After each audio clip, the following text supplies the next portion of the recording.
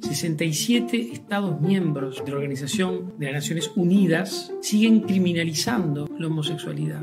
Jamás en la historia de la humanidad una persona heterosexual ha sido discriminada, perseguida, humillada o maltratada por su opción sexual. En Honduras es prohibido el matrimonio igualitario, el cambio de nombre, el cambio de género, la adopción. Antiguamente la idea era excluirte, irte a vivir al bosque, irte a vivir a la mar, irte a vivir a algún espacio excluido. Yo como persona trans que viví invisible por muchos años, creo que un armario abierto es reconocer quién eres, cómo eres y por qué eres. Esto quiere decir que se les piense, que se les quiera, que se les ame, que se les respete, no que se les incluya en ningún plan de ninguna institución, sino que se amplíen los derechos para las niñeces travestis y trans. Ese derecho a tener nuestra propia vida, a amar, a desear, a pensar en libertad. De todos los retos que tenemos, el mayor es sensibilizarte a ti. Comunidad LGBTQ, más tú, accionemos juntos.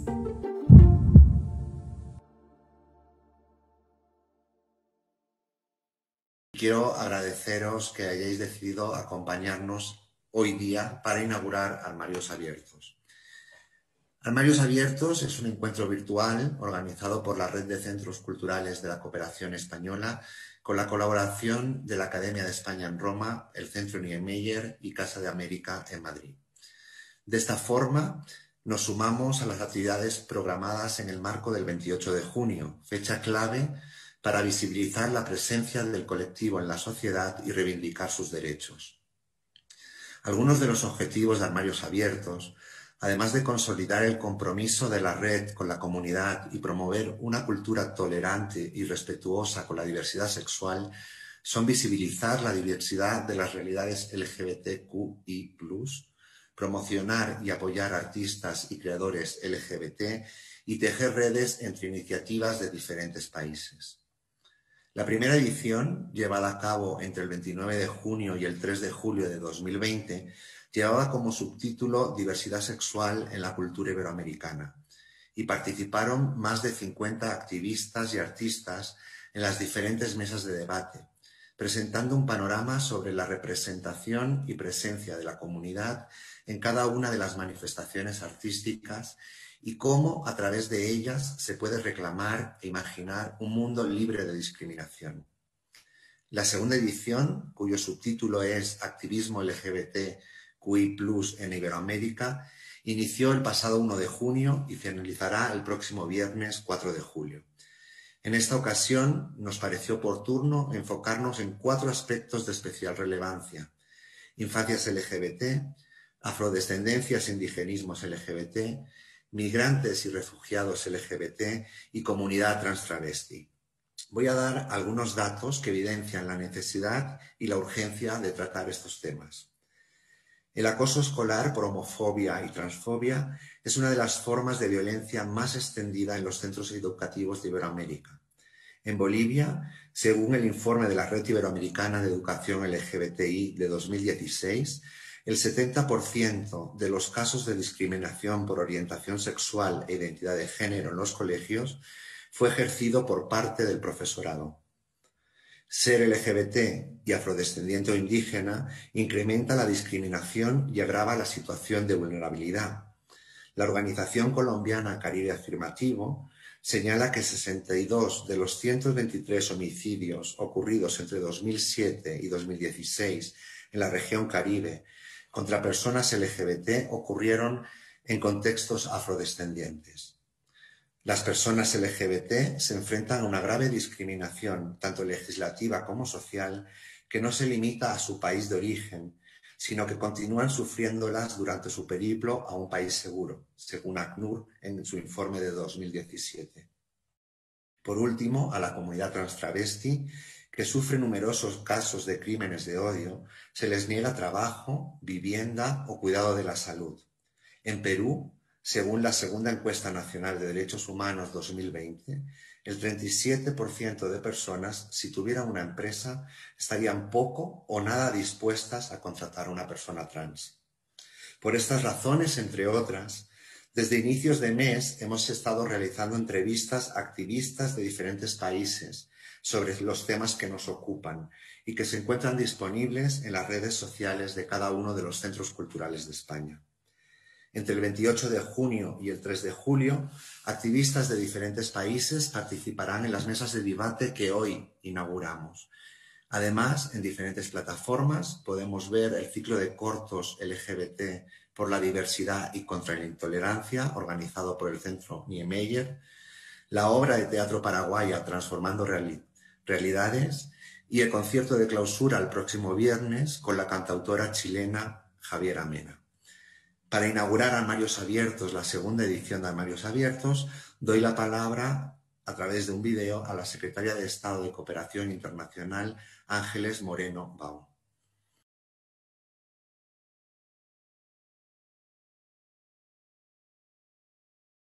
Desde la Agencia Española de Cooperación Internacional para el Desarrollo luchamos contra la pobreza e impulsamos el desarrollo humano sostenible. Concebimos el pleno ejercicio del desarrollo como un derecho fundamental y prestamos especial atención a elementos transversales como los derechos humanos y las libertades fundamentales, la perspectiva de género, la calidad medioambiental y el respeto a la diversidad cultural en consonancia con la Agenda 2030 para el Desarrollo Sostenible. Ese desarrollo debe ser, por definición, inclusivo y debe integrar a grupos vulnerables, mujeres, niñas y niños, afrodescendientes, poblaciones indígenas y, cómo no, colectivos que aún hoy en día siguen sufriendo discriminación, como es el caso de la población LGTBI.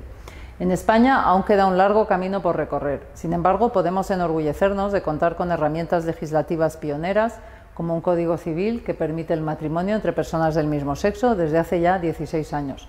De hecho, nuestro país fue el tercero en aprobar el matrimonio homosexual y el primero en legalizar la adopción monoparental.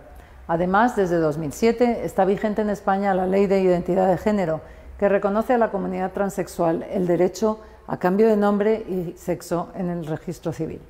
Poco a poco en nuestro país se está construyendo una sociedad más justa e inclusiva, con el objetivo de que ninguna persona acabe quedando atrás. Una de las vías fundamentales para contribuir a dicha construcción social es la cultura. Las manifestaciones artísticas constituyen un poderoso medio a través del que reflejar nuestra realidad, así como denunciar las injusticias. La comunidad LGTBI recurre a menudo al arte como herramienta en su lucha por los derechos sociales y por una plena inclusión en el mundo. La red de centros culturales de la Cooperación Española mantiene un sólido compromiso con dicha comunidad mediante una programación cultural en la que reivindica una sociedad tolerante y respetuosa con la diversidad sexual y a través de la que se pretende visibilizar las distintas realidades, promocionar y apoyar a artistas y creadores del colectivo y tejer redes entre iniciativas de distintos países.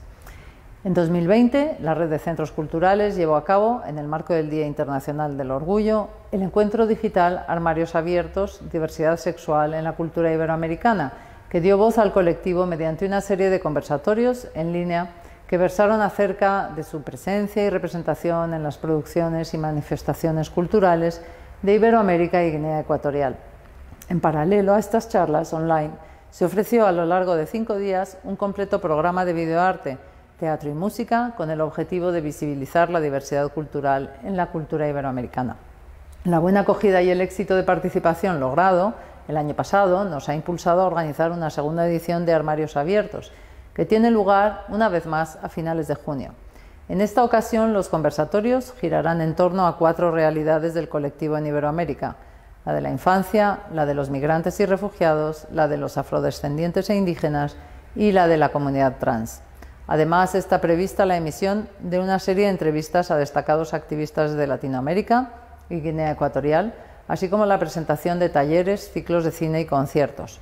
Con este encuentro, la Red de Centros Culturales de España reafirma su compromiso y trabajo con la comunidad LGTBI, esforzándose en tejer alianzas para lograr una sociedad más justa en la que las desigualdades se vean cada día más reducidas. Con nuestra colaboración pretendemos un ejercicio de reflexión que nos conduzca a un futuro que nos pertenezca a todas y a todos, sin exclusión. Muchas gracias a la Secretaria de Estado. A continuación, para presentar la mesa de hoy. Ricardo Ramón, director del Centro Cultural de España en San José, Costa Rica, también nos ha enviado un video para dar inicio al día de hoy a la mesa en la que estaremos hablando sobre las infancias LGBT en Iberoamérica. Así que doy paso al video de Ricardo Ramón. Buenos días, buenas tardes. Les envío un enorme abrazo desde Costa Rica. Soy Ricardo Ramón, el director del Centro Cultural de España en este maravilloso país.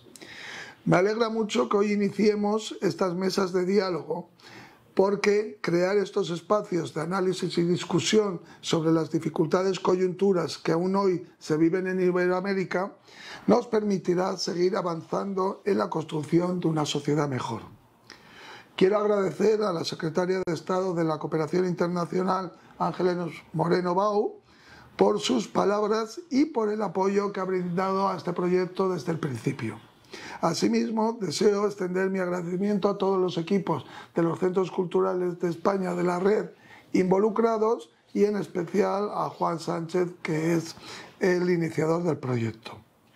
De igual manera, agradezco a Tania Morales de México, Luz Ibáñez de Perú, Majo Hernández de Montevideo, Paola Laporte de Chile y Celeste Yaqueta de Argentina por aceptar la invitación a esta mesa.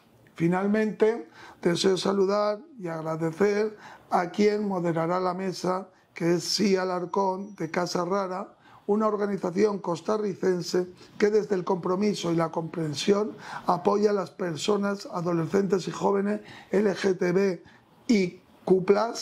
que no cuentan con un espacio seguro ni redes de apoyo familiares y sufren discriminación o violencia. Muchas gracias por el trabajo hecho en Costa Rica, muchas gracias a todos, pero todavía queda mucho por hacer. Tengan todas las personas muy buenas tardes, agradecerles que estén en este evento, en esta segunda edición de Armarios Abiertos, Activismo LGBTIQ+ en Iberoamérica. Mi nombre es Chia Alarcón Zamora, voy a ser la moderadora de este espacio. Actualmente soy la directora de Casa Rara, es un espacio seguro para niñas, niñas, niños, adolescentes y jóvenes menores de 25 años LGBTIQ+, que está ubicado en Costa Rica y que tratamos de buscar garantizar espacios seguros para que las infancias LGBTIQ+, puedan ser libremente. Durante muchos años el activismo LGBTIQ+ ha sido un movimiento muy adulto. Si bien es cierto, hemos hecho muchas resistencias y luchas y acciones, seguimos teniendo el reto de acompañar a las infancias LGBTIQ+, de poder garantizar sus derechos humanos y mejorar las condiciones de vida.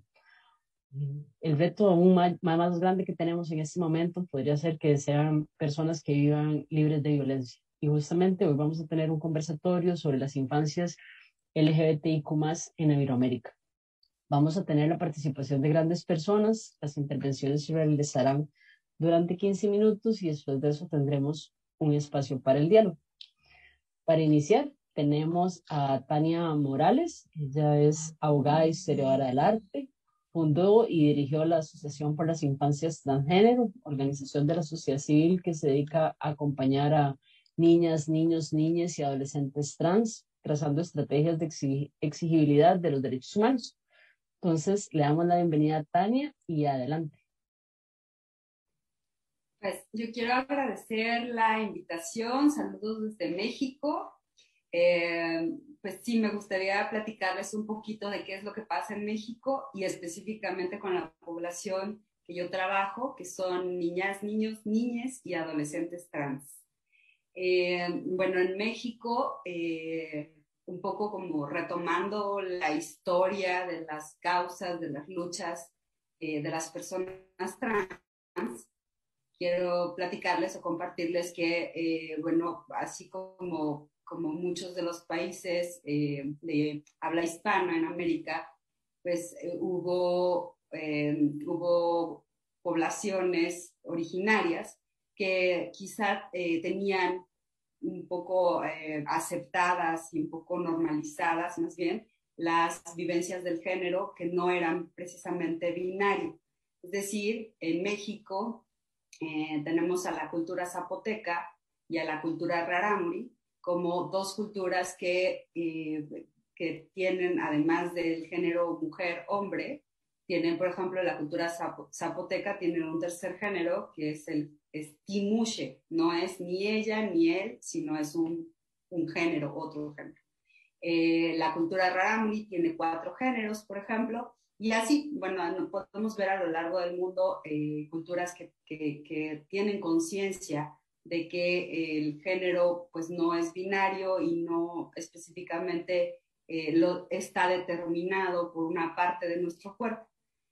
En México, después de digamos que la occidentalización de la cultura, en las legislaciones mexicanas únicamente podíamos o consideramos 2 géneros, y el género es impuesto en el momento del nacimiento cuando se identifican los órganos sexuales visibles de las personas.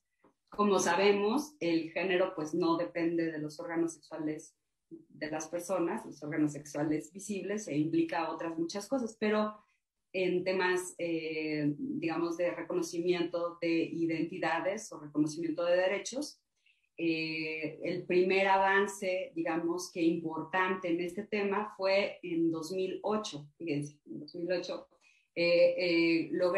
se logró que en la Ciudad de México hubiera una vía para poder tener un acta de nacimiento, que es, así se le llamamos acá, nuestro documento principal de identidad, que pudiera reconocer la identidad de género de la persona. Este primer intento, que fue algo muy bueno, que fue logrado por la comunidad trans, travesti, transgénero, transexual, y aliades, por supuesto, con acompañamiento de algunas personas sensibles en la política, lo que implicó fue que se creara un juicio. Este juicio, en esa época aún no había una despatologización de la vivencia trans, y entonces pues este juicio lo que pasaba era por una serie de fases en la que había que demostrar que la persona tenía una identidad de género distinta a la impuesta, se pedían dictámenes psicológicos, psiquiátricos, pruebas, etc.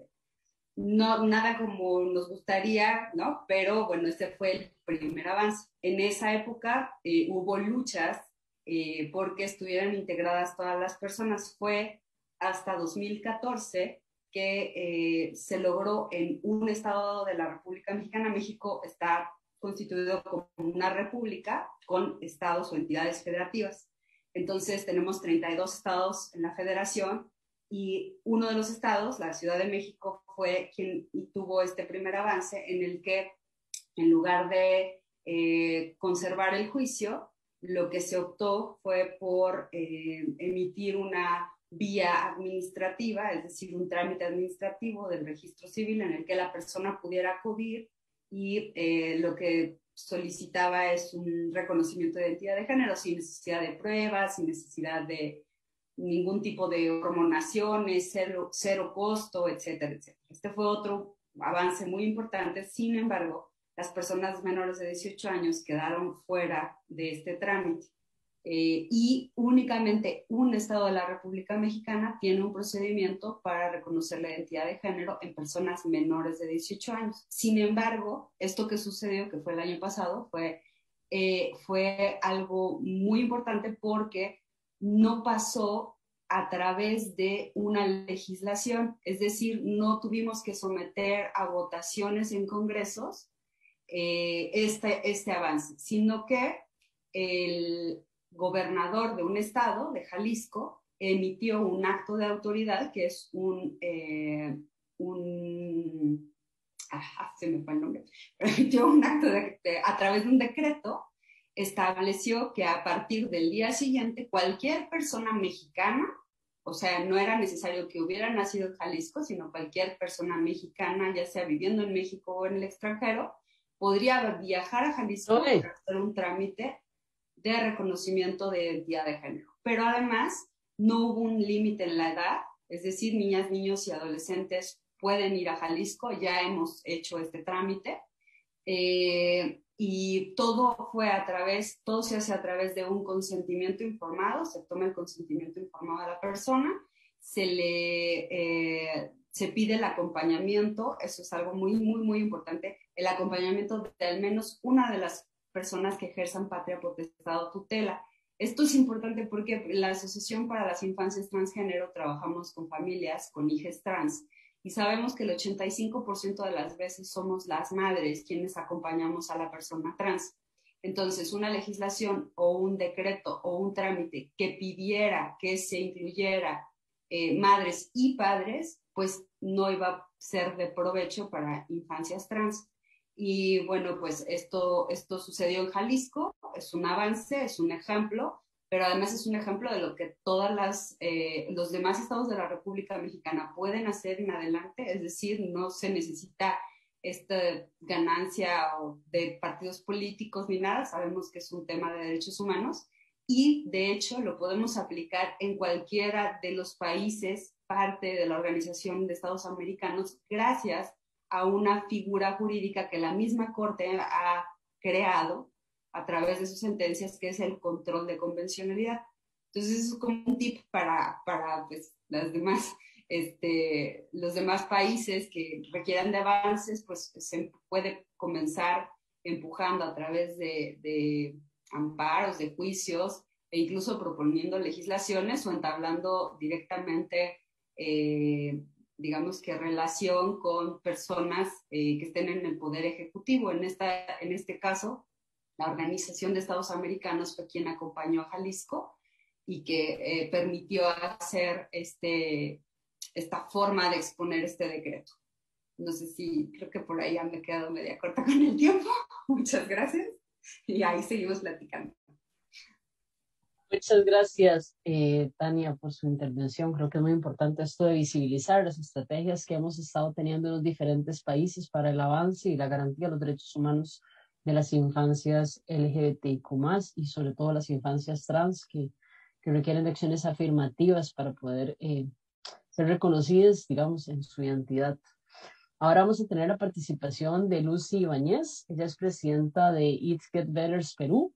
Es autora de Elijo Ser Yo, que es una guía práctica de apoyo para informar, conocer, aceptarse y afrontar retos como personas LGBT. Es licenciada en Psicología por la Universidad de Lima, psicoterapeuta cognitiva conductual con formación en terapia racional emotiva, terapeuta asociada y con certificación avanzada en TREC en Albert Ellis Institute, New York, máster en sexología y terapia sexual, certificada en terapia afirmativa LGBT, certificada en entrenamiento de MDR en el MDR Institute y es docente en el Instituto de Terapia Racional Emotiva y en la Universidad de Lima. Lucy, adelante, un gusto tenerte por acá. Hola, sí, muchas gracias. Un gusto estar en compañía de ustedes. Muchas gracias, Centro Cultural de España, por la invitación. Gracias también, Tania, por lo que nos has comentado, para compartirlo también a Perú, a las personas adecuadas que pueden seguir ampliando acciones, ¿no? De hecho, unirnos entre países va a ser una labor bastante importante. Yo quiero contarles un poco desde mi experiencia, desde el plano de la psicología, ¿no? Contarles un poco el contexto peruano de lo que podemos ver en infancias LGBTQ+, un poco ver lo que podríamos decir son los avances y los retos también que quedan en camino para que sigamos avanzando. Bueno, definitivamente, pues, como me imagino en muchos de los países que vamos a comentar hoy, hay una ausencia importante de educación en lo que es género y sexualidad para jóvenes y familias, ¿no? No contamos con una formalidad de ley de educación sexual integral. Lamentablemente eso nos genera bastantes retos y termina primando muchas veces para las infancias LGBTQ+, los estereotipos, las creencias que tienen que ver con miradas conservadoras, muchas veces religiosas, que resulta mucho en pues, conductas de discriminación, ¿no? Entonces, lamentablemente esa ausencia de educación impacta bastante, ¿no? No solamente desde los jóvenes, sino también desde las familias, ¿no? Y lamentablemente ahí pues se nos hace complicado poder avanzar en lo que tiene que ver con retos del Estado, ¿no? Hay un activismo fuerte en contra del enfoque de género, ¿no? Lo cual puede generar bastantes limitaciones, a diferencia lamentablemente de otros países quizá pues hay estos retos, no contamos con una ley de identidad de género, de unión civil, ¿no? De educación sexual, hay ciertas limitaciones pues que han impedido ese avance. Definitivamente sé y probablemente compañeros que están involucrados en el aspecto legal, ¿no? Podrán comentar más a detalle y específico las acciones que se han realizado para avanzar en ello, pero actualmente, digamos, son retos que existen, que son reales y generan pues diferentes limitaciones, ¿no? Y enfocado a la salud mental, yo trabajo bastante con jóvenes de la comunidad y si bien, como comentaba, hay muchos retos de lo que tiene que ver de parte del Estado, sí puedo decir que hay avances en lo que tienen que ver con acciones de entidades privadas, ¿no? O ONGs, organizaciones sociales, agrupaciones juveniles, ¿no? Entonces hay interés de diferentes personas para no... Creo que siempre es bueno cuando hablamos de retos y acciones, ¿no? Justo hoy día que es el Día del Orgullo, no solo quedarnos con lo que no está, sino también quedarnos con lo que va avanzando, con lo que va mejorando, ¿no? Hay muchas acciones que faltan por hacer y no podemos negar eso, pero creo que es importante ver cómo las cosas pueden estar avanzando. Desde el hecho que estamos en un evento como hoy, ¿no? Ya es una señal de que hay cosas que están avanzando, ¿no? Entonces, en lo que tiene que ver con términos, por ejemplo, de salud mental, ¿no? Estos contextos que les comentaba respecto de educación, sociedad conservadora, ¿no? Retos, digamos, en lo que tiene que ver con leyes desiguales.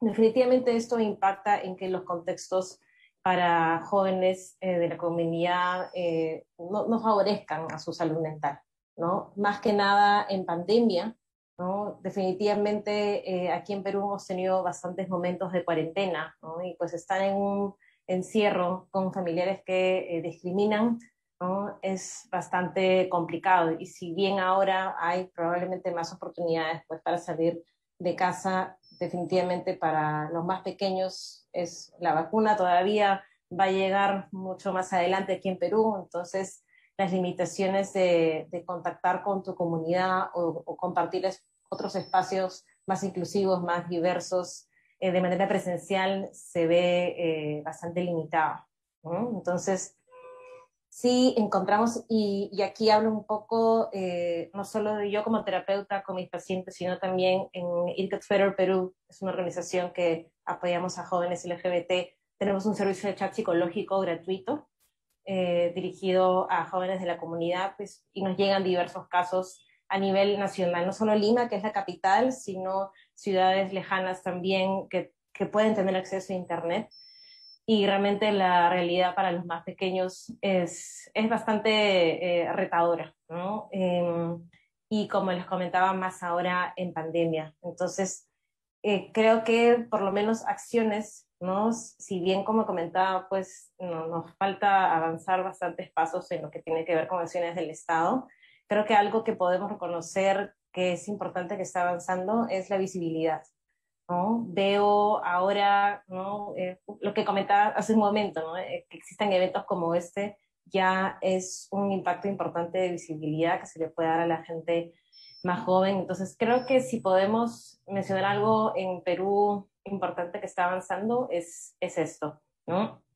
Hay más importancia en hablar sobre diversidad, ¿no? En hablar sobre infancias trans, en hablar, digamos, de jóvenes LGBTQ+, a nivel interseccional también, ¿no? Entonces, todos esos puntos creo que son bastante importantes de no olvidar, porque son cosas que están sucediendo también. Escuchar los testimonios, ¿no? Y experiencias e historias de personas que quieren comunicar su voz es un recurso bien importante, ¿no?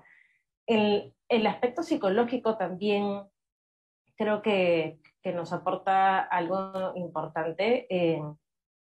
Existen pues algunos recursos a lo que los jóvenes pueden llegar donde encuentren apoyo de enfoque afirmativo, apoyo psicológico de enfoque afirmativo, ¿no? Si bien It Gets Better fue una de las primeras que generan acciones de apoyo psicológico, también ahora hay otras organizaciones que generan diferentes tipos de actividades, ¿no?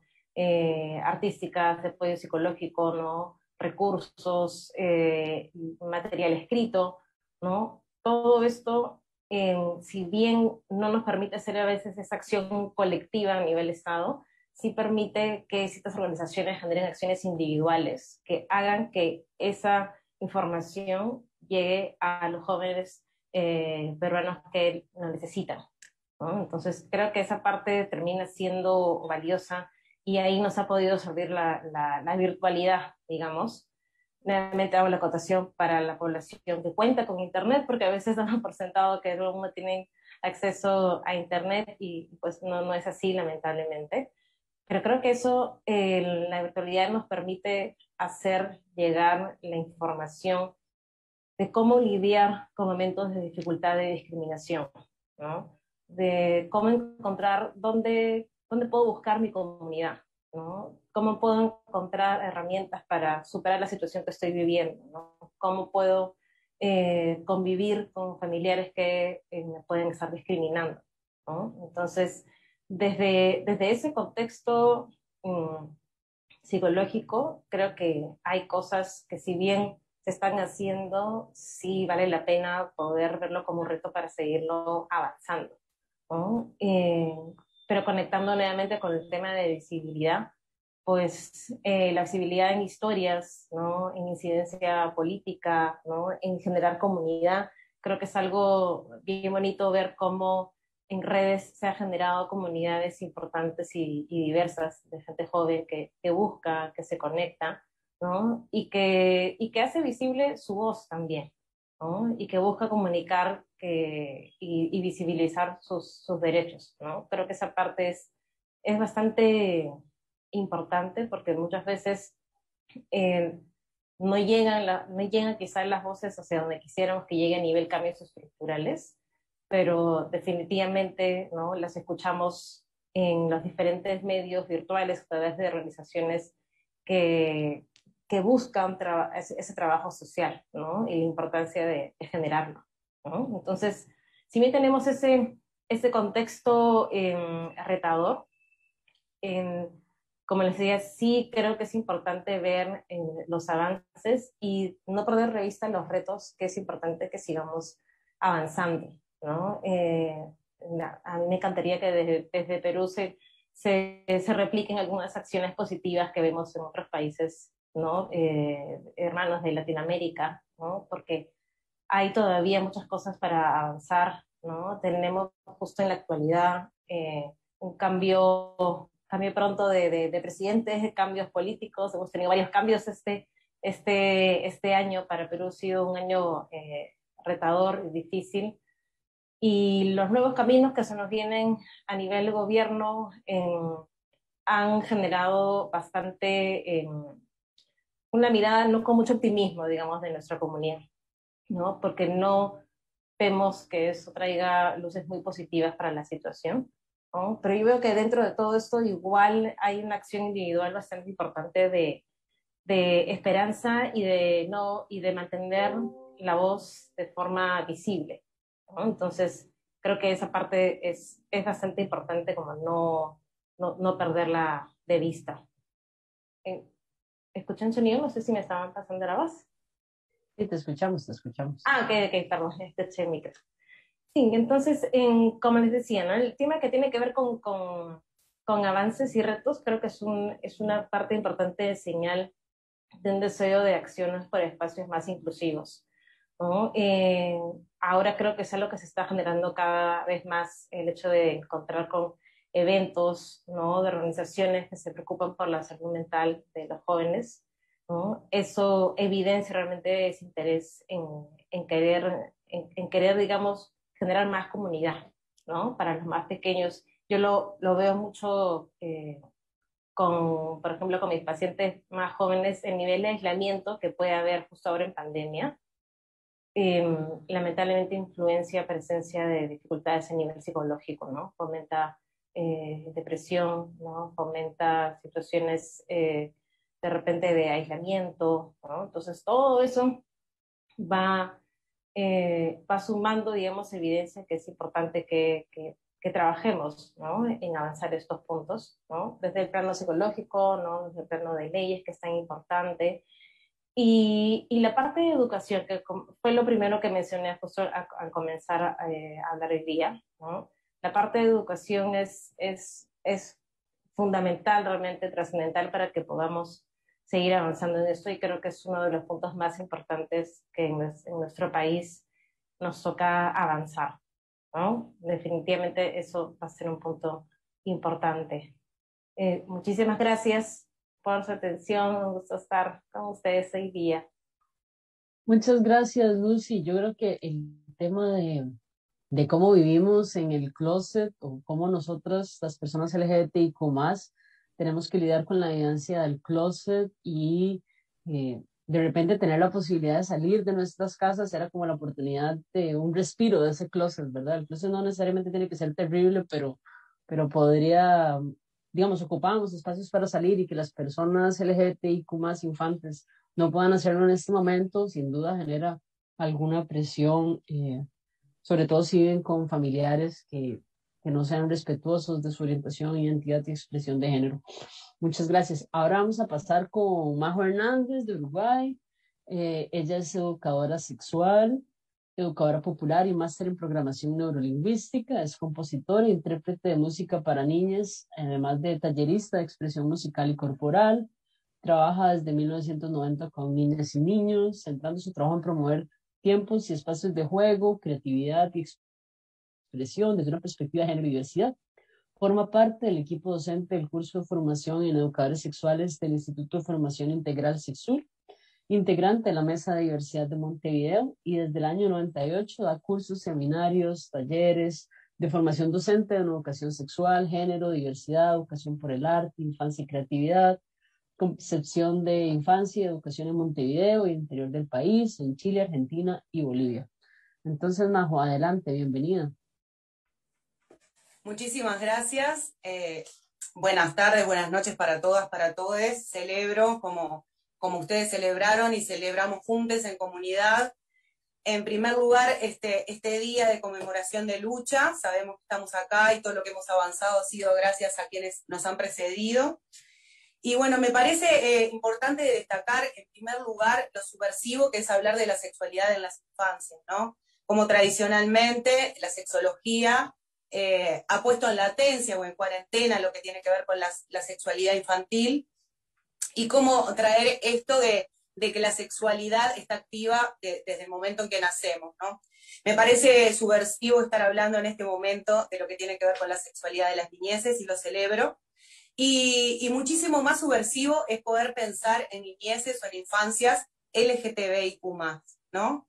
Y me gustaba, antes de ir específicamente a cuál es la situación de mi país, de Uruguay, preguntarnos, bueno, ¿de qué hablamos cuando hablamos de infancias LGTBIQ+, ¿no?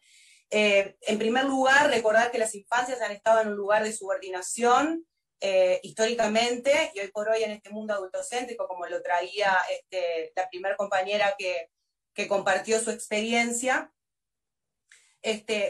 pensar a las niñeces con voz propia es algo subversivo y algo novedoso, ¿no? De hecho, el origen etimológico de la palabra infancia son los sin voz. Entonces, ¿de qué hablamos cuando hablamos de niñeces o infancias LGTBIQ?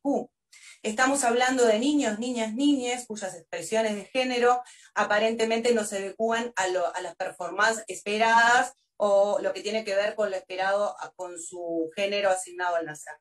Estamos hablando también de aquellos niños que no se encuentran o no se sienten identificados dentro de este universo binario. Estamos hablando también de niños, niñas y niñas que expresan esto a través de la predilección de sus juegos, de sus juguetes, como decíamos hoy, dentro de las expresiones de género, la preferencia por determinadas ropas o por determinado acicalamiento del cuerpo. También vemos infancias LGTBIQ en infancias trans, en niñeces que en la primera infancia, cerca de los 2, 3, 4 años, te dicen, se enuncian, yo soy niño, en los casos que fueron asignados como niñas, o yo soy niña, en los casos que fueron asignados como niños. También estamos hablando de aquellas niñeces que nacen con una genitalidad que no se puede clasificar dentro de también la construcción binaria que tenemos acerca de las genitalidades, y estamos hablando de infancias intersexuales. ¿Y cuál sería el problema, o dónde nace el problema con estas niñeces? tienen que ver, obviamente, bueno, con las concepciones y la concepción que tenemos de sexualidad absolutamente adultocéntrica, coitocéntrica, falocéntrica, heterocentrada, ciscentrada, y esa mirada adulta que en esa crianza de las niñeces, a través de distintos adiestramientos, o de frases como cuando tengas novia, cuando tengas novio, cuando tengas hijos, cuando tengas hijas, a través de lo que tiene que ver con, por ejemplo, la utilización de juguetes como de muñecas en las niñas, ¿no? Y no darles esa posibilidad de juego simbólico a los niños. Estos adultos de alguna manera empiezan a advertir o a señalar a través de miradas, de frases, que hay algo que en esas niñeces no está bien. Hay algo que empezamos a sentir también cuando somos niños y niñas y después lo podemos unir esos puntos en el futuro, en nuestra adultez, cuando podemos de alguna manera hacernos cargo, reconocer nuestra orientación erótica afectiva, que cuando éramos niños, niñas, pequeños, pequeñas, también sentíamos atracción y lo hacíamos de repente por una amiga de la escuela, por una amiga del jardín de infantes o del centro educativo de la primera infancia. Ahora, ¿quién habilita el crecimiento o quién habilita o quién obstura, ¿no?, estas niñeces? Entonces, en primer lugar, me parece que bueno, la ciencia, la medicina, al hacer sus conjeturas a partir del tacto biológico, como decía una compañera, ¿no?, de los genitales externos, ahí ya construye una performatividad única, binaria y excluyente para esos cuerpos en miniatura, ¿no?, para esos niños y esas niñas. Entonces, ¿quiénes de alguna manera podríamos poner aquí en el concepto de infancias LGTBIQ?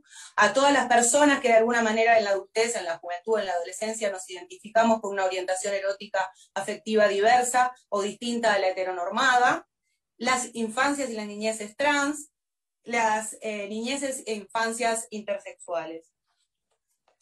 Eso me parecía que estaba bueno como para conceptualizar, para pensar un poco también y ponerle cuerpo y ponerle cara, ¿no? Porque sabemos que según también la respuesta de nuestro primer entorno, que puede ser nuestra familia, después será el centro educativo, será el centro de salud, sabemos que esas miradas de alguna manera marcantes nos hacen construir en la extranjería, en primer lugar de nuestra familia, después de lo que refiere a los centros educativos y las otras instituciones, muchas veces construirnos, crecer y vivir desde la marginalidad, desde la abyección, ¿no?, desde lo monstruoso, y por eso los closets que deberían desaparecer, ¿no?, porque sería como innecesario que ninguna persona fuera a esconder quién es o qué siente a un lugar donde aparentemente están los monstruos, o por lo menos acá hay en Uruguay hay una frase que dice que todos tenemos un muerto en el ropero.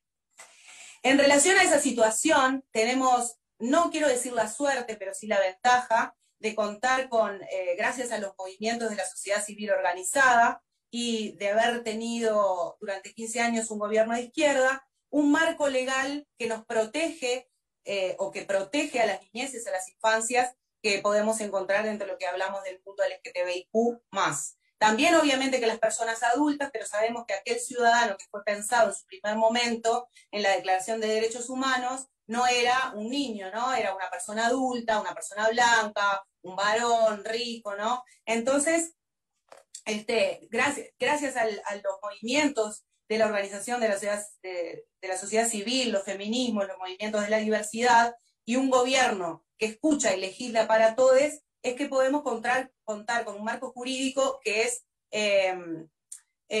muy beneficioso, yo qué sé, no sé si es muy beneficioso, pero bastante más justo que el que ustedes están compartiendo que viven en Latinoamérica.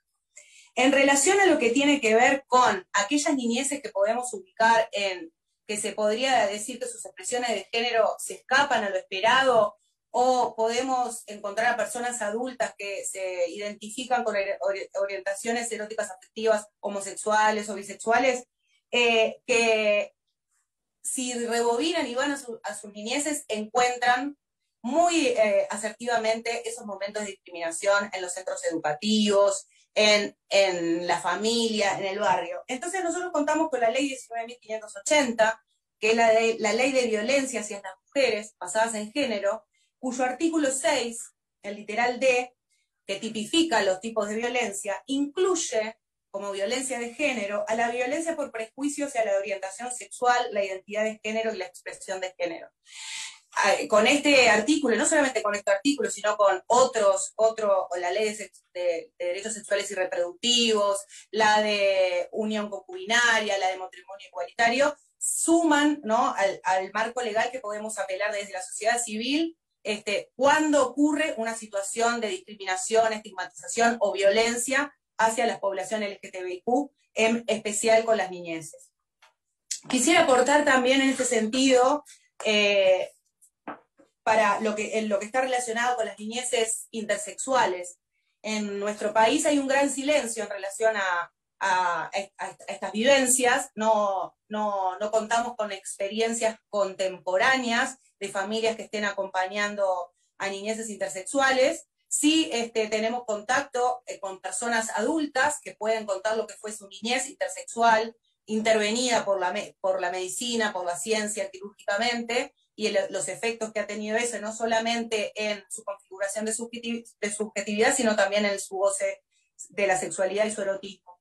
Y en esta misma ley de violencia de género nos encontramos con un artículo 22 en el literal J, que habla de protocolizar las intervenciones intersexuales, prohibiendo los procedimientos médicos innecesarios. Entonces ahí tenemos una protección muy fuerte para las niñeces intersexuales, en las que no podrán ser intervenidos quirúrgicamente ni decodificados por la ciencia y por las familias, sino que eso, en el caso de tomar una decisión de intervención en el cuerpo, va a ser cuando, digamos, en relación a una decisión voluntaria, teniendo en cuenta la autonomía progresiva de la niña, ¿no? Pero va a tener que ser grande y por decisión personal. Eso me parece que es sumamente importante, porque además de que es un tema invisibilizado, las consecuencias son gravísimas y está buenísimo tener un marco jurídico, una ley que prohíba esa intervención. Pesquisando y preguntando a la comunidad científica y la comunidad médica, no podemos tener la seguridad 100% de que todavía no sucedan a escondidas este tipo de intervenciones, pero por lo menos dentro de la oficialidad, dentro de lo que tiene que ver con el sistema integrado de salud, estas cosas no pueden suceder. Cosa que me parece muy importante. Y después, yendo a lo más visible, o lo más visible en los últimos años, o lo que más de repente podemos hablar, porque yo creo que tiene que ver con la visibilidad, no solamente con la visibilidad comunitaria, sino con la visibilidad de la identidad y la fuerza de la identidad, tiene que ver con las infancias trans. Por suerte, y no por suerte, sino gracias a todo lo que les dije, contamos con una ley integral trans, la ley 19.684, que fue aprobada en 2018, pero implementada en el 2019, que es una ley que trata en realidad, en primer lugar, sobre la visibilidad, exigiendo que se incluya la categoría de identidad de género en todo lo que tenga que ver con comunicados oficiales, y también en lo que tiene que ver con los llamados laborales, no poner solamente hombre y mujer, sino identidad de género, y que las personas puedan autoidentificarse. También es una ley que habla sobre la adecuación de nombre y o sexo registral o en el documento de identidad, como decían, acta de nacimiento, acá le decimos partida de nacimiento. También incluye la educación, becas de apoyo, trabajo, formación, cultura, vivienda y salud. En lo que refiere a las niñeces, esta ley, bueno, en realidad en relación al cambio de nombre o sexo registral, como planteaba como la compañera mexicana, que pasaba solamente en un estado al principio, esta ley lo que trae es que este cambio sea un trámite, sea algo administrativo y por voluntad de la persona. Esto se extiende también a las personas menores de 18 años, que tienen que tener el permiso de quienes lo tutelen, o su padre, su madre, pero si no tienen la anuencia de ellos o no tienen la aprobación, pueden recurrir al juez o a la justicia para poder acceder al cambio registral. También pasa lo mismo con lo que tiene que ver con los procesos de transición y de hormonización en los centros prestadores de salud, donde también pueden acceder a los procesos de hormonización las menores de 18 años, también con el mismo, teniendo en cuenta lo que es la autonomía progresiva y los mismos permisos de quienes lo tutelan, con la posibilidad de apelar a la justicia. Yo pienso que es un marco legal absolutamente favorable, que además trajo como un gran efecto lo que tiene que ver con la campaña por la ley trans, de lo que es la visibilidad de las niñeces y las infancias trans. ¿Y eso qué trae aparejado? Además de que las niñeces pueden decir, esto es lo que me pasa a mí, que de repente en otros años no se podía comprender bien qué era lo que sucedía, trae una mayor amplitud en la mirada y en la escucha de las personas adultas hacia estas niñeces.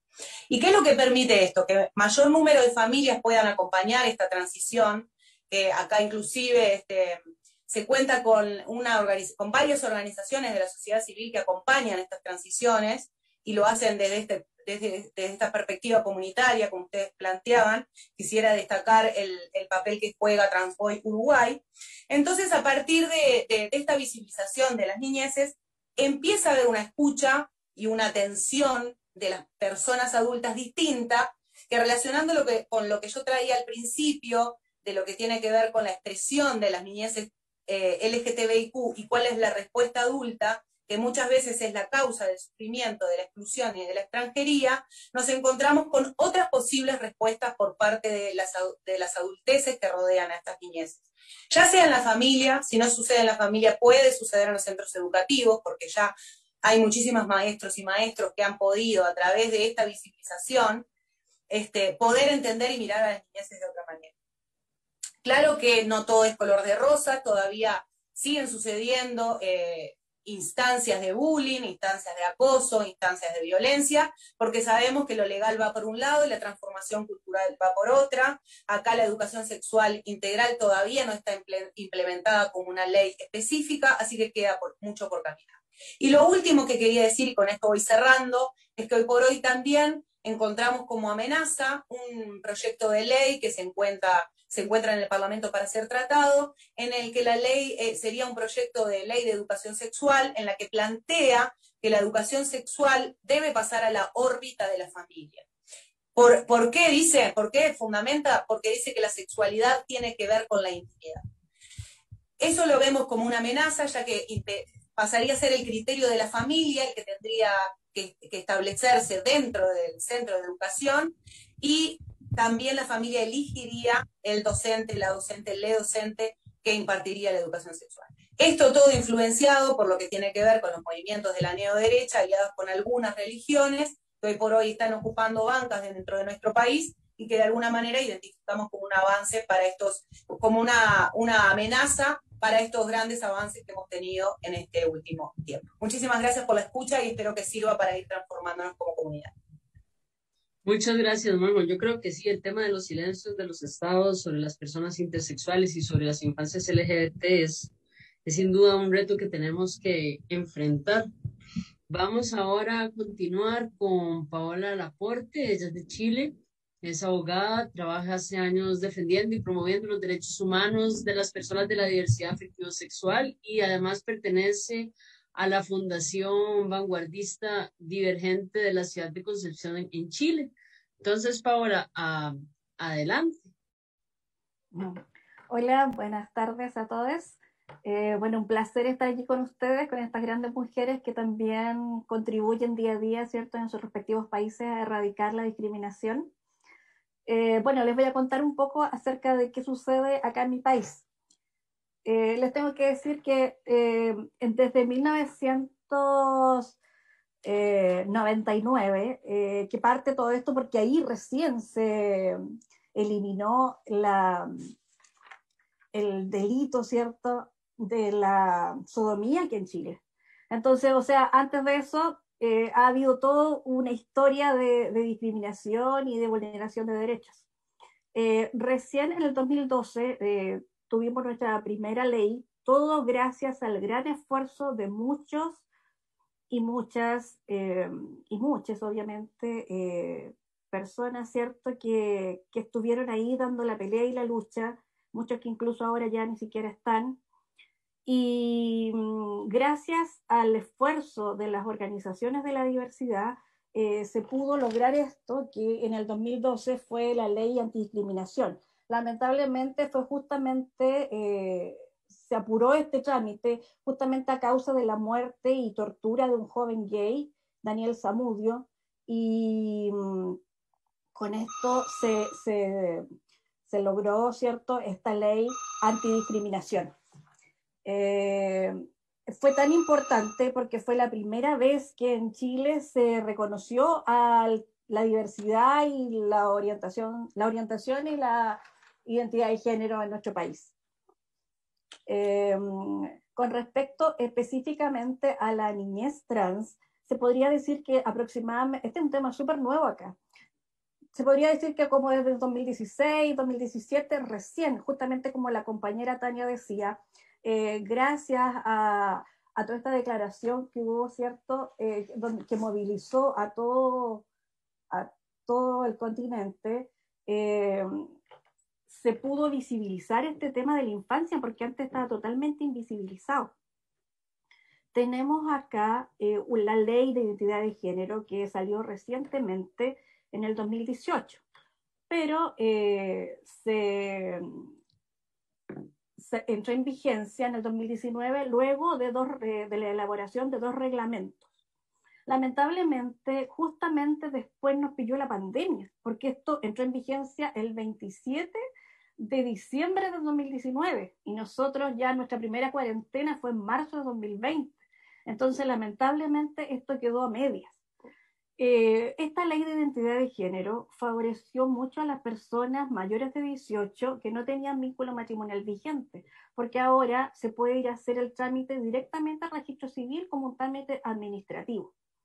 Pero esta ley dividió a la infancia en 2 partes. Una que son los menores de 14 que no tienen ningún derecho y están totalmente invisibilizados acá en nuestro país. Y el otro grupo, que son los mayores de 14 y menores de 18, que tienen que ir a Tribunal de Familia a hacer este trámite. Pero justamente, como decía la compañera, ¿cierto?, con autorización de uno de los padres, y ahí vemos todo lo que tiene que ver con el tema del no reconocimiento, ¿cierto?, de el principio de la autonomía progresiva.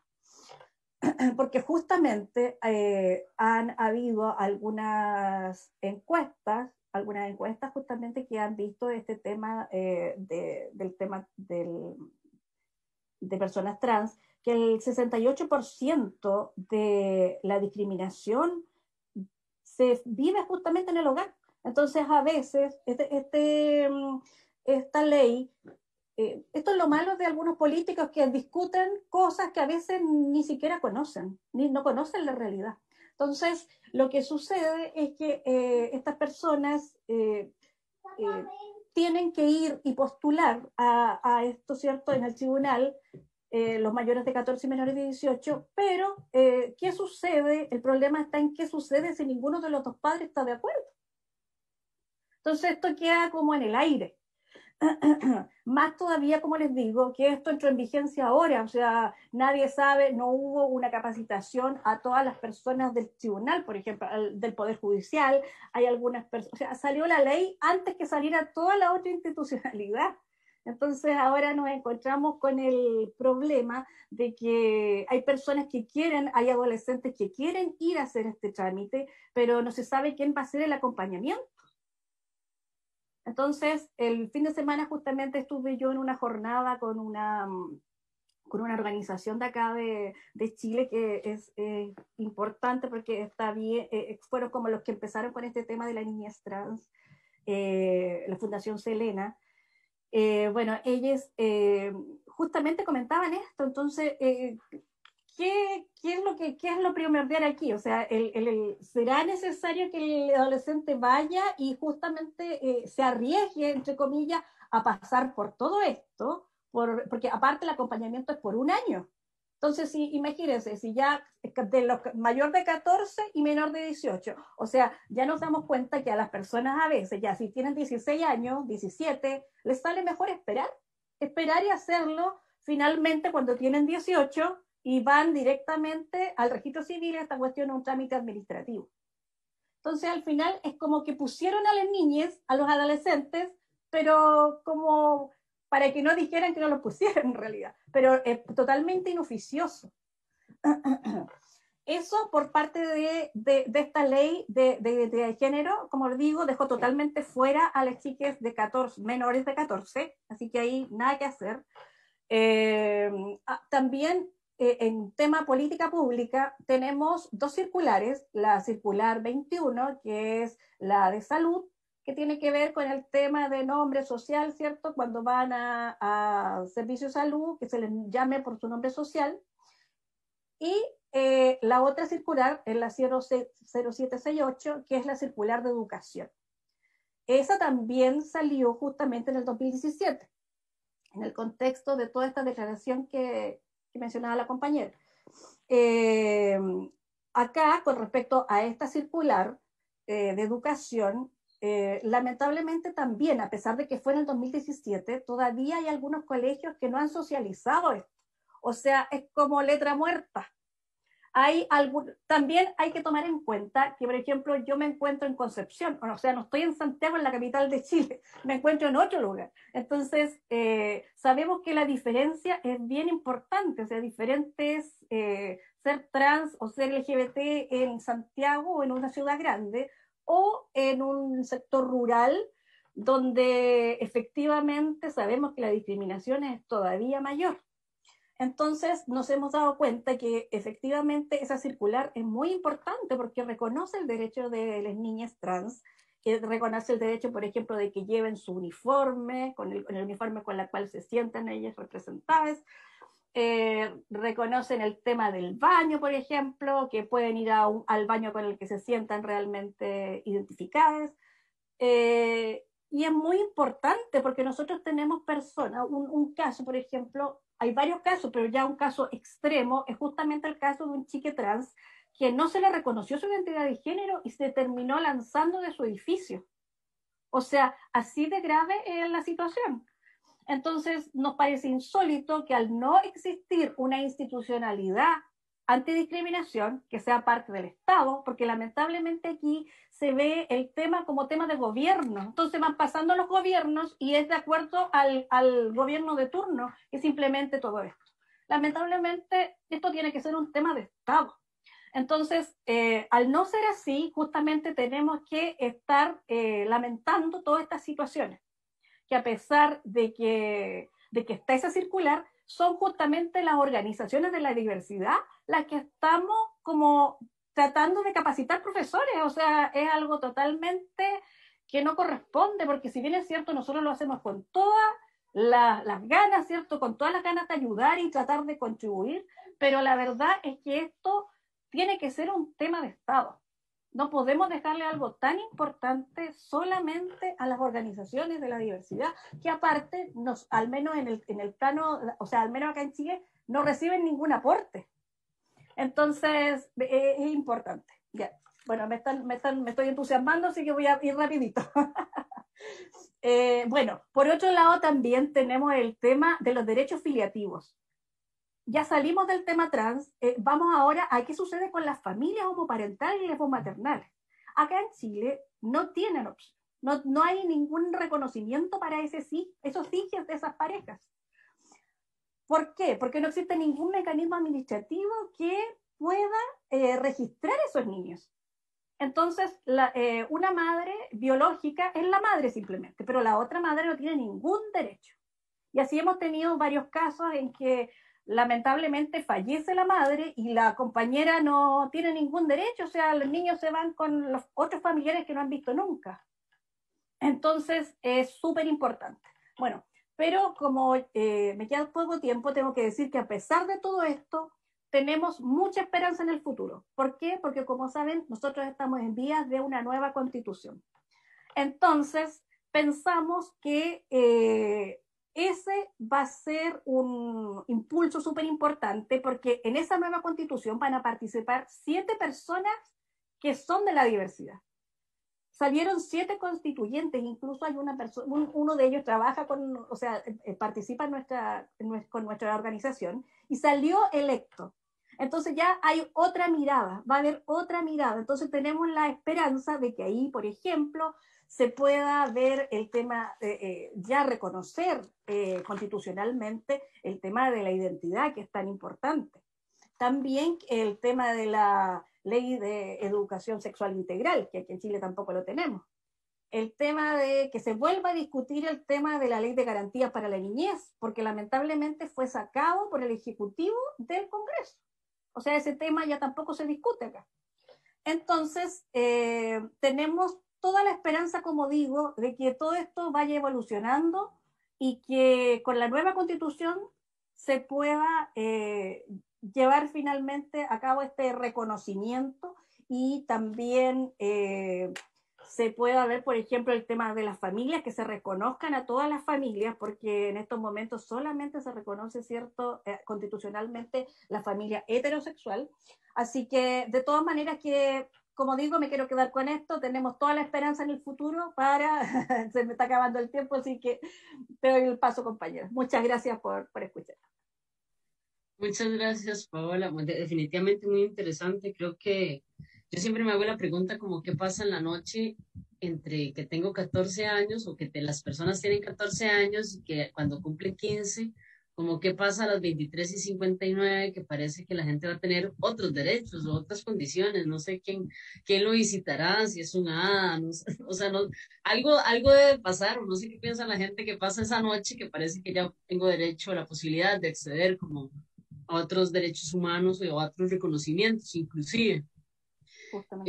Cuando pasó lo de Daniel Zamudio, para nosotros fue muy impactante, y recuerdo que en Costa Rica hicimos una serie de actividades para ir a la Embajada de Chile porque nos parecía indignante como personas jóvenes que no pasara nada y que el resto de América Latina y el Caribe como que no se pronunciara.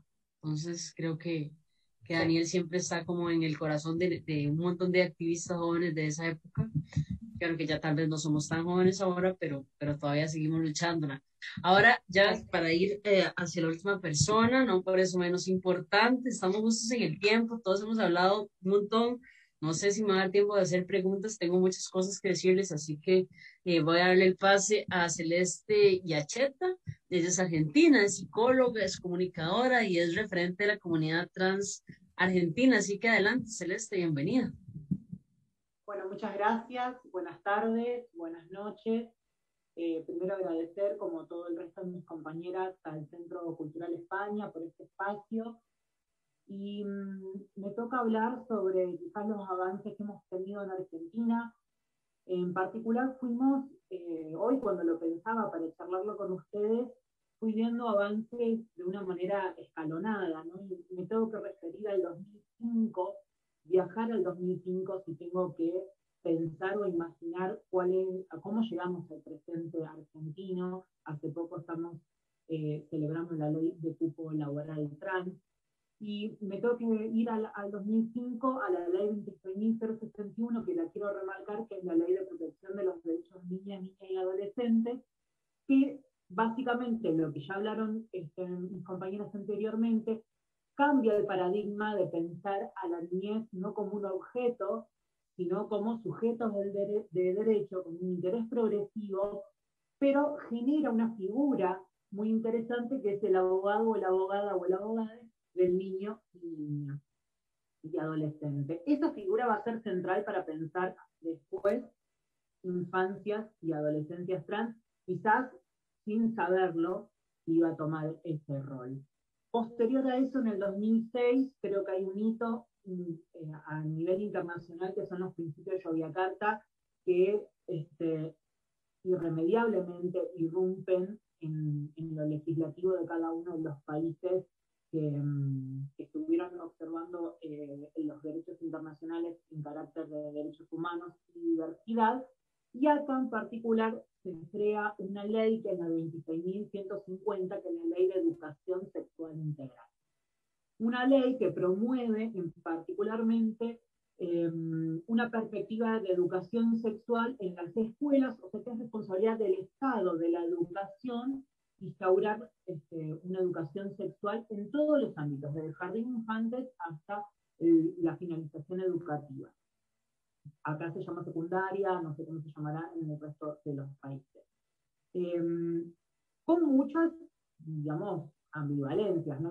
Una educación sexual integral que vimos estaba centrada todavía en lo heteroreproductivo, que tenía una manera de pensar la sexualidad binaria, bueno, un montón de cosas que hasta el día de hoy venimos reclamando, la diversidad, que decimos, bueno, bárbaro, ¿qué enseñamos como educación sexual integral? ¿Seguimos reproduciendo o apostando o reforzando un modelo heteropatriarcal y binario? ¿O podemos interpretar una educación sexual integral con una perspectiva de género donde las niñeces se puedan expresar acorde a su realidad, ¿no? Porque ya lo sabemos, la realidad del cuentito de la nena y el nene y la familia Ingalls con el perrito no es la realidad cotidiana, está muy alejada de eso y por suerte. Ese es el contexto más o menos interesante. Lo que sucede en Argentina, lo que decía el abogado del niño, es que en el 2012 se aprueba ley de identidad de género, una ley que nos permitió tanto a mí como a otras personas trans pensar la continuidad de la vida. O sea, antes de una ley de identidad de género, yo me acuerdo, he compartido con muchas compañeras de Latinoamérica y nuestro reclamo principal era queremos vivir. Ese era el reclamo, y ese es el reclamo de las personas trans, no adultas o niñas o adolescentes. Es queremos vivir, que el Estado no nos mate, que la gente no nos mate, tener regulaciones que nos permitan la continuidad de la vida. Una vez que se consiguió, la ley de identidad de género permitió eso, tener un marco legal, esto que está muy lindo escrito en la legalidad, a mí me gusta traducirlo acá, ¿no? En lo cotidiano, en el tangible, en mis compañeras muertas o desaparecidas o las que pudimos continuar con vida, ¿no? Y lo que permitió la ley fue eso, y pensar qué más tenemos que refinar.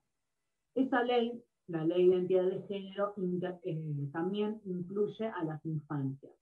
Un artículo en particular que habla de aquellos menores de 18 años que pueden acceder al cambio registral de manera administrativa siempre y cuando sus padres o progenitores estén de acuerdo. Si no estuviesen de acuerdo, el menor tiene que acudir al abogado del niño, niña y adolescente que va a representarlo, ahí sí de una manera judicial, a través de esta otra ley, ¿no? La ley de protección de los derechos de niñas, niñas y adolescentes, para poder determinar el cambio registral. Esto fue de avanzada y hasta el día de hoy lo venimos peleando en distintos organismos. No es lo mismo Argentina, Buenos Aires, que el resto de las provincias. Yo en mi caso vivo en Córdoba, que es una provincia central mediterránea de Argentina, y es una provincia muy conservadora. De hecho, nos jactamos de tener cada 2 cuadras una iglesia. Entonces tenemos una perspectiva sumamente conservadora, donde realmente costó muchísimo la implementación de estas leyes que promueven los derechos humanos. Y me gustaría remarcar que todas estas leyes avanzaron durante el gobierno, un gobierno como el que tenemos actualmente, que no me parece poca cosa remarcarlo. Digo, no hay que reconocer gobiernos que se han hecho cargo de la ampliación de derechos y gobiernos que han apostado a una ultraderecha y que al contrario hubo una tendencia reduccionista de derechos, ¿sí?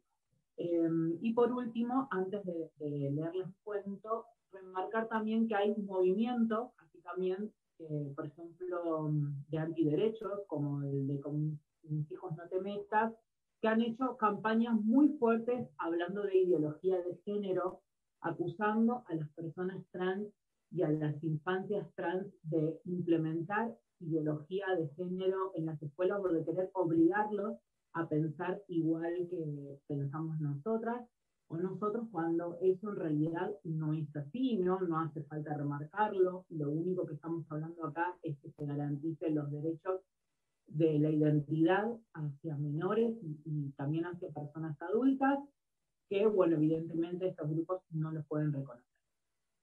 Y antes de olvidarme, también en el 2005, junto con la doctora Laura Cantore, de la Fundación Una Puerta, a la cual pertenezco, se hizo un estudio que fue su postdoctorado, que se llama Personas intersexuales iguales ante la ley, porque hasta ese entonces, hasta el 2006 aproximadamente, El nacimiento de una persona intersex, al igual que en infancias, al igual que sucedía con las personas trans, aquí en Argentina nacían bajo un código que era emergencia social y familiar. O sea, vos no tenías ni un niño, ni una niña, ni un niño, sino una emergencia social y familiar con todo lo simbólico que eso implica, ¿no? Nacer bajo ese título. ¿Qué sucedía? Tanto el profesional como los padres decidían, de alguna manera, la sexualidad o el género que le iban a asignar a ese menor de una manera quirúrgica, una manera después hormonal, y etcétera, etcétera, ¿no? Esto por suerte pudo ser modificado. Hoy se espera a que el niño manifieste su género, que preguntarle cuál es el género al cual quiera ser asignado, y finalmente eso me parece como un logro gigante para poder acompañar los derechos de los niños.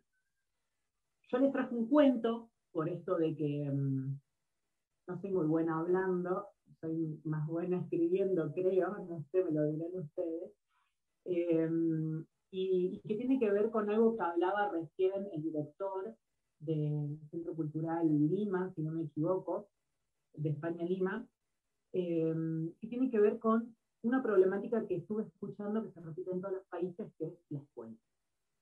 La escuela como institución, la escuela como institución cristalizada en el siglo XIX, la escuela como perpetuadora de un estándar de persona, y la escuela también como un sistema represivo, ¿no? Como una idea de quiénes son los humanos que queremos y sirven y quiénes no. ¿Y qué pasa con esos que no? Y cómo los repulsan los mecanismos de la escuela y qué enfrentan los niños y adolescentes que a través de la Fundación La Puerta nos estamos instaurando bajo el término abuso infantil, ¿no? Y eso es importante remarcar. Cuando una institución como la educativa, en este caso las escuelas públicas, hacen omisión de los derechos de los niños y los violentan, estamos hablando de abuso infantil, y hay que ponerle ese título para poder entender dónde estamos parados. Bueno, no hablo más y les voy a leer el cuento, si vamos bien con el tiempo, ¿sí? Vamos bien con el tiempo. Me quedan como 6 minutos, así, entonces... Bueno, esto habla un poco del paso sobre la escuela aquí en Argentina, una Argentina antes de la ley de identidad de género, pero que todavía lamentablemente es actual. Tenía 13 años cuando la profesora de biología se me acercó a mí con total dramatismo. ¿Qué tiene puesto? Escupió sin dejar de mirarme fijo. Esto no puede ser, en su casa podrá hacer lo que quiera, pero acá está en una escuela, no en un conventillo. Terminaba la frase como aire y prosiguió. ¿A usted le parece llevar eso? Y me señalaba el rostro, como si me hubiese encontrado infragante en alguna especie de delito que ni ella podía identificar con claridad, pero que sin lugar a dudas estaba dispuesta a corregir. Acompáñeme, Giacheta. Siempre me llamaba por el apellido, marcando la distancia y la diferencia con el resto de mis compañeros, ellos que no necesitaban ser normalizados. Cuando sos una persona diversa, distinta, rara, etcétera, etcétera, etcétera, una de las primeras cosas que aprendes desde muy temprana edad es a bloquear. Bloqueas comentarios burlones en la mesa de tu familia, bloqueas los gritos de la calle, bloqueas que de fondo siempre exista alguien señalándote y usándote de chivo expiatorio de tus propias inseguridades, y también llegas a bloquear tu propio ser, ese que te pide libertad. Así fue como, por supuesto, usé mi habilidad adquirida y bloqueé con mis propios pensamientos el alboroto de mi salón, cuando fui escoltada por la suma inquisidora de la moralidad y pontífice de la corrección hacia el pasillo de la escuela que llevaba a la sala de profesores. Para mi sorpresa, al llegar a la sala estaban todos ahí. No faltaba ni el profesor de educación física, al cual odiaba profundamente por su afección a hacerme jugar al fútbol. Yo conocía de sobra el motivo por el cual estaba perseguida y por el cual me había convocado a esa sala llena de educadores y otras yerbas. Me paralicé por unos segundos, intenté retroceder, pero un certero empujón de mi carcelera personal me obligó a ponerme al sector de acusados. ¿Qué pasó ahora?, preguntó con tono irónico la preceptora mirándome de arriba abajo. Y, mira, la de biología me agarró las pestañas como si fuera la prueba irrefutable de mi infracción. Vino con rímel ahora. Para ese momento, yo respiraba tan rápido y mi corazón estaba tan acelerado que lo sentía en todas partes de mi cuerpo. Transpiré, me avergoncé de mí misma. Me sentí una cosa horrorosa y con necesidad de desechar. Rompí en llanto. Bajaba de mi cara lágrimas negras del rímel robado a mi cuñada. En ese preciso momento escuchaba de fondo las campanas que llamaban al recreo. Podía percibir como el resto de mis compañeros, los normales, gozaban de su libertad y salían a copar el patio de la escuela, mientras yo seguía pagando la condena de ser puto. En realidad, de ser una nena trans, pero para la escuela eso no existe. Tenía solo 13 años. La profesora de Ciencias Sociales fue la única que me dijo que me quedara tranquila. Sin duda acorde con su rol de adulto responsable, miró al resto de los preocupados educadores y los llamó a tranquilizarse. Lidia, me parece que estas no son las formas, pronunció. Y vos andá, lavate la cara y salí al recreo. De esa manera inesperada, como suelen suceder las cosas en la vida, tuve una abogada en ese juicio espontáneo. Obviamente, sin dudarlo, me lavé la cara, salí y corrí al baño, a hacer todo lo que se me pedía. Hoy tengo 31 años, quiere el destino que me mira al espejo en esta inversa paradoja, y el panorama es otro. Recuerdo esa escuela que prefería mirar al costado, esos docentes que me obligaban a cumplir sus mandatos sin que mi voz importara, y me agradezco por haber sido tan fuerte, tan auténtica, en un sistema que te exige lo prefabricado, y haber aprendido a nunca más dejar que nadie me diga cómo puedo o debo ser. Este es un cuento dedicado, obviamente, a la experiencia por el paso del sistema educativo, una realidad que lamentablemente venimos denunciando y remarcando aún hoy, esto es de 2010, 2011, y aún hoy, 2021, son prácticas que todavía seguimos teniendo en la actualidad, a pesar de los marcos legales ya mencionados. Muchas gracias, Celeste. Creo que es muy bonito. Creo que nos gustó a varias acá, por no decir a todas. Estamos un poquito cortas con el tiempo. No sé si hay alguna que dice, yo no me puedo ir de este foro si no pregunto esto. Entonces, habilitar el espacio, chicas, por si alguna quiere hacer alguna pregunta o algún comentario para ir terminando.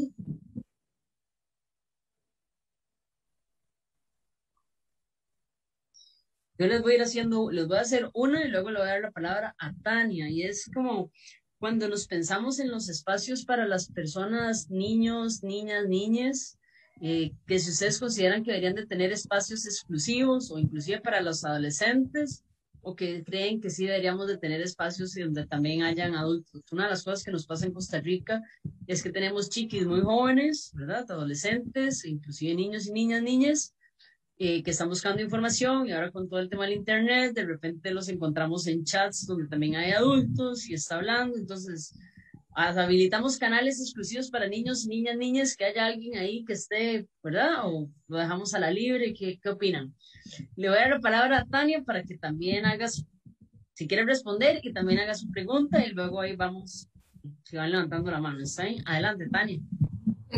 Gracias. Pues yo creo que es importante que haya espacios para niñas, niños, niñes, sus pares, digamos, y que por otro lado haya espacios para adolescencias, y que por otro lado haya espacio para familias que incluyan, no sé, las familias se constituyen de diferentes formas, ¿no?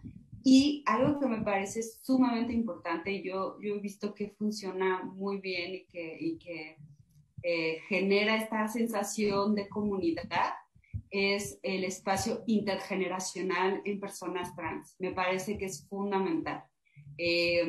Yo creo que las personas trans se pueden transmitir saberes desde cualquier edad, ¿no? O sea, he visto personas de 60 hablar con niños de 5 o 6 años. Es hermoso lo que sucede en ese momento, la magia que ocurre.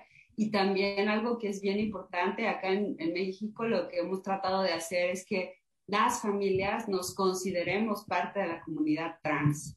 O sea, somos familias trans. Y entonces escuchar los conocimientos de las personas trans de cualquier edad es muy importante. Y me parece que en algún momento como generar estos espacios en donde toda la gente conviva es muy lindo, pero que cada quien tenga sus espacios para que tenga la libertad de expresarse es fundamental.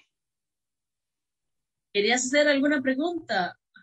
Pues ya escuché a mis compañeras aquí en el foro y les quiero hacer todas las preguntas, pero se me hace que más bien les voy a escribir a cada una porque ahora tengo ideas y dudas. Muchas gracias a todas por sus aportaciones. Gracias. Ok, muchas gracias. Lucy. Gracias, Shin. Bueno, primero, más que una pregunta, felicitar a todas por lo que han comentado. Me encanta ver con tanta emoción, como decía Paola, a cada una hablando, ¿no? Compartir las experiencias, compartir historias, ¿no? Pensaba también ahora en lo último que comentaba Tania, en lo que preguntaste tú, Shi, respecto a los espacios, ¿no? Y pensaba un poco en la importancia de espacios específicos, pero a la vez espacios diversos, ¿no? Sé que me dirijo a ambos, pero creo que cada uno tiene ese tipo de beneficio, ¿no? Por ejemplo, cuando reunimos en talleres en Perú y hacemos talleres para ciertas edades jóvenes, ¿no? De tal edad a tal edad, las experiencias son de un tipo. Si son un poco mayores, las experiencias son de otro tipo, los retos son otros, ¿no? Entonces, la posibilidad de compartir experiencias y resolver dudas es genial. Y hay otro tipo de espacio que le podríamos llamar como un espacio de generador de esperanza, ¿no? Que es cuando alguien mayor, ¿no? Habla con alguien más joven, ¿no? Y puede contar los retos que ha experimentado y cómo los ha superado, ¿no? Creo que eso da una visión de optimismo bastante bonita, ¿no? Y si bien las realidades pueden ser distintas, hay mucha juventud LGBT, más de parte de Perú en particular en este caso, que puede ver con mucha dificultad un futuro con optimismo, ¿no? Se hace bastante complicado, ¿no? Entonces creo que el tener ese mensaje de personas que han pasado por esos retos empodera bastante, ¿no? Yo veo que, y ahí creo que el recurso audiovisual y transmitir mensajes de esperanza es bastante poderoso, que es un recurso con lo cual la gente más joven aprende más, ¿no? Entonces termina siendo bastante empoderador, ¿no? Y bueno, eso quería comentar y felicitarlas nuevamente a todas por sus acciones en cada país. Muchas gracias, Lucy. No sé si alguna de las otras 3 compañeras quisiera agregar algo más. Sí, yo. A ver, adelante, Paola. Bueno, me uno a las palabras de Lucy igual.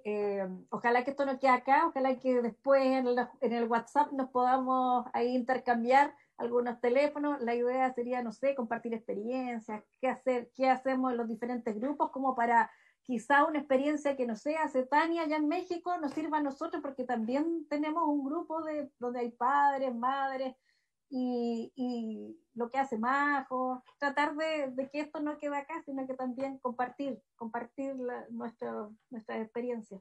Sería importante, yo creo.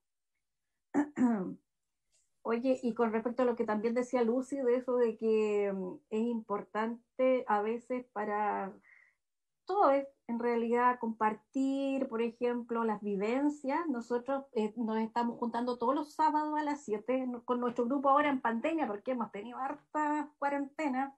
Entonces hemos resguardado ese espacio los sábados a las 7 de la tarde y nos juntamos de 7 a 8, pero es un espacio y llega mucha gente, como que toda la gente está como esperando contar sus vivencias y justo como lo que decía Lucy, que a veces también chicas trans que están empezando recién la transición quieren conocer a través de nosotros a otras personas más adultas que hayan pasado por lo mismo, como para justamente tener algún tipo de referente.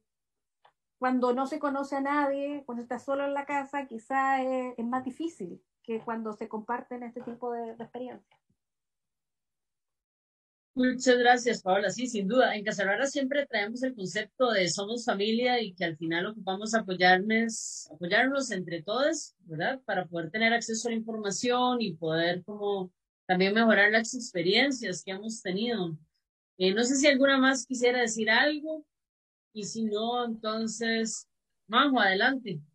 Bien cortito, sumarme a lo que compartieron las compañeras, de que me parece que los espacios intergeneracionales son muy enriquecedores y que también está bueno que haya grupo de pares porque, como decían, las experiencias son bien distintas. Quería agregar en este sentido una experiencia que me parece que está buena, que también es darle la palabra, o darle no, o retornarle la palabra a las niñeces en general y a las adolescencias en general en relación a estas temáticas. Poner estos diálogos en voces de los niños y de las niñas, a ver qué tienen para decir. Eso me parece que es una experiencia súper enriquecedora. Yo he podido trabajar en algunos talleres de género y diversidad con preadolescentes y niñas pequeñas a través del arte y poder escuchar a ver qué piensan, ¿no? Qué sienten, y nos vamos a encontrar con otra respuesta que no es la adulta.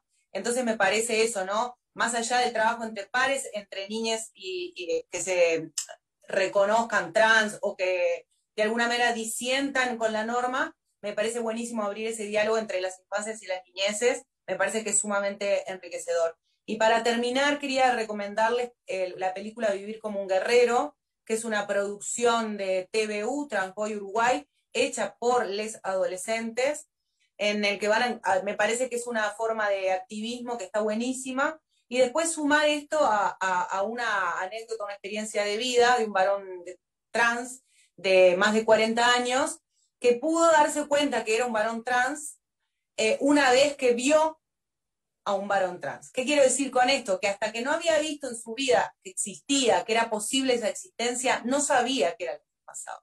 Hasta que no ve en Gran Hermano, no sé si ustedes conocen lo que es el programa de Gran Hermano argentino, un varón trans, y lo ve y dice, esto es lo que me pasó a mí toda la vida.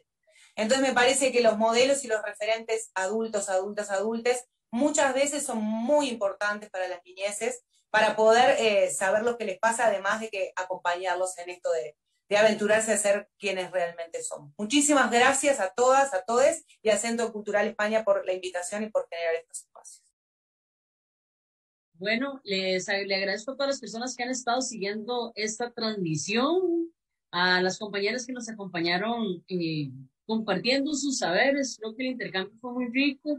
Creo que igual vamos a tener seguramente como muchas más preguntas. Quiero agradecer al Centro Cultural España por haberme invitado a moderar esta mesa con estos mujerones. Así que les invito a que sigan viendo las actividades y muchas gracias por el espacio. Que tengan buena tarde y buena noche.